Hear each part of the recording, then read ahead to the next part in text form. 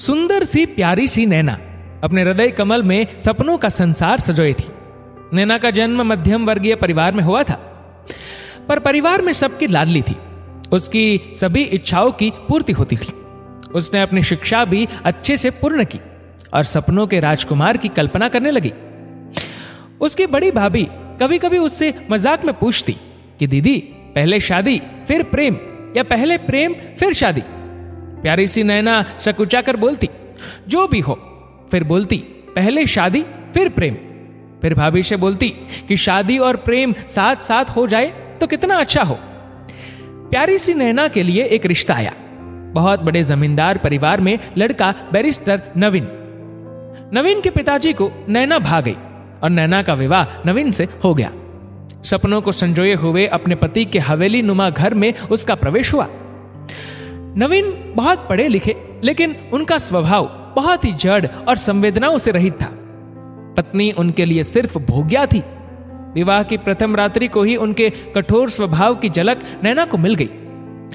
नैना को इत्र बहुत पसंद था, लेकिन उन्होंने उस इत्र की शीशी को फेंक दिया।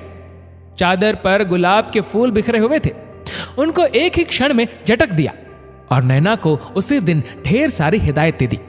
जैसे कि इस परिवार की परंपरा है कि तुम्हें खिड़की के पास खड़े नहीं होना है, ताक झांक नहीं करना है, मेरे अध्ययन कक्ष में भी बगैर आज्ञा के प्रवेश नहीं करना है। प्यारी सी नैना कुछ समझ नहीं पाई। ये कैसी शादी है जहां पर प्यार का दूर दूर तक पता नहीं है। उसका कोमल मन टूट सा गया। पति ने नैना को मात्र शारीरिक आवश्यकताओं की पूर्ति का माध्यम बना लिया। घड़ी के कांटे की तरह हर काम समय पर चाहिए था। उसके मन को, उसकी भावनाओं को, उसके हृदय की कोमलता को कभी पढ़ने की कोशिश नहीं की। नैना सोचती थी, चांदनी रात में प्रिय प्रतिदेव के साथ बैठकर तारों को निहारूं, बगीचे में पौधों को प्यार से देखे। लेकिन उसके सपने अपने पति के अनुशासन में, उनके स्वभाव की कठोरता में न जाने कब पिघल गए। हंसती खेलती नैना कब उदासी के आवरण में ढक गई। पता ही नहीं चला। जब मायके में आई तो भाभी ने बोला, नैना तुम्हें क्या हो गया? तुम तो कितनी हंसती खिलखिलाती थी, कितना श्रृंगार करती थी, और अब तुम्हारे चेहरे पर उदासी कैसी? वह कहने लगी, भाभी क्या बताऊं, ये कैसी शादी जहां पर प्यार का नामो निशान नहीं है।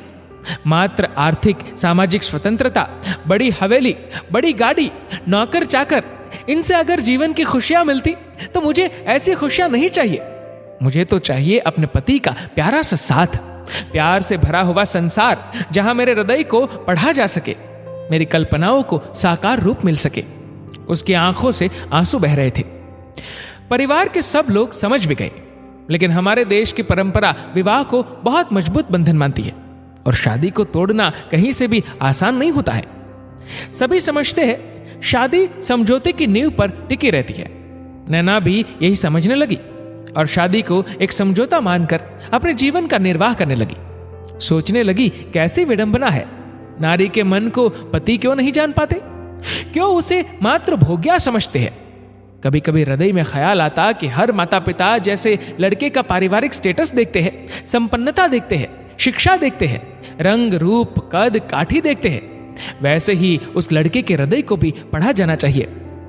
उसके हृदय में भावनाएं है कि नहीं, वह नारी के मन को थोड़ा समझता है कि नहीं।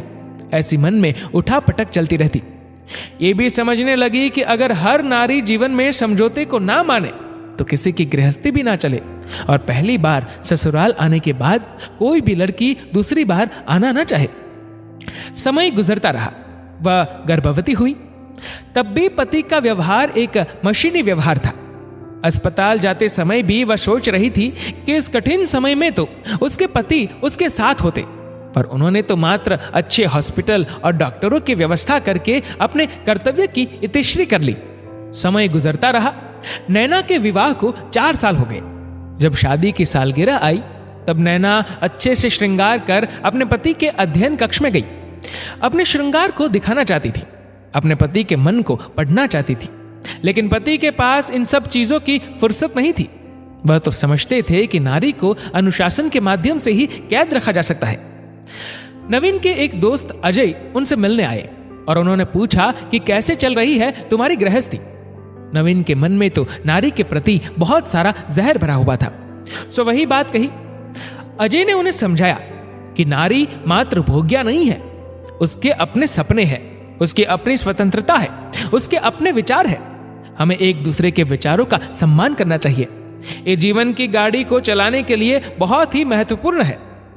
नवीन बहुत कठोर थे, फिर भी उनके हृदय में कुछ सोचने को मजबूर हो गया। नैना कठोर अनुशासन और संवेदनहीन पति के साथ रहते रहते थक गई और उसने अपने मायके जाने की सोची और अपने नन्हे से पुत्र को लेकर जाने लगी। पाषाण हृदय नवीन के हृदय में प्रेम का संचार हुआ। अपनी पुरानी बातों को याद करके पश्चाताप करने लगे। उन्होंने कब कब नैना का हृदय दुखाया, इस बात को याद करने लगे और नैना के पास आकर उससे माफी मांगने लगे। उनकी आंखों से आंसू बह रहे थे। नैना तो प्रेम की प्यासी थी, तुरंत उसने माफ कर दिया और अपने पति की बाहों में सिमट गई। आज उसे शादी और प्रेम दोनों मिले और वह ईश्वर को धन्यवाद देने लगी। दोस्तों, इस वीडियो को लेकर आपकी क्या राय है, नीचे कमेंट करके जरूर बताएगा। और अगर आपको वीडियो अच्छा लगा हो तो इस वीडियो को लाइक करेगा, शेयर करिएगा ज्यादा से ज्यादा लोगों तक। और ऐसे ही और भी इंस्पिरेशनल वीडियोस के लिए सब्सक्राइब करें हमारे यूट्यूब चैनल को और फेसबुक पर फॉलो करें हमारे पेज को। धन्यवाद।